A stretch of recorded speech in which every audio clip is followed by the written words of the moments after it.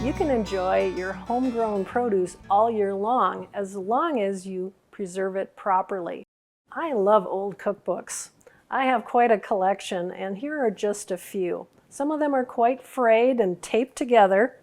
A while ago, someone gave me a collection of 1940s era cookbooks.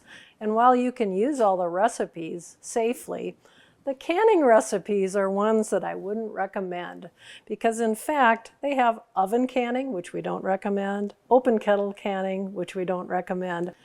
So where can you get other canning advice?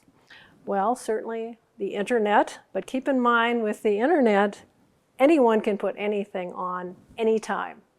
So social media can be a bit of a problem in terms of accurate information.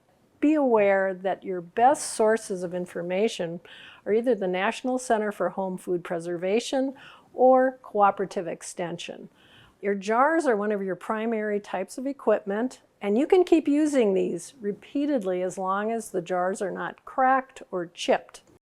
The threads on the jar from 1 inch to a 1/2 inch to a 1/4 inch tell you how far the headspace will be, the distance from your food to the top of the jar.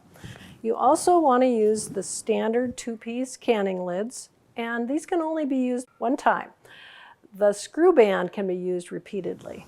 And I have a couple pieces of equipment. I have a granite canner, and I also have a more recent electric water bath canner.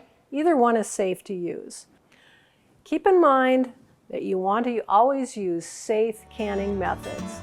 This is Dr. Julie taking you from field to fork. Until next time.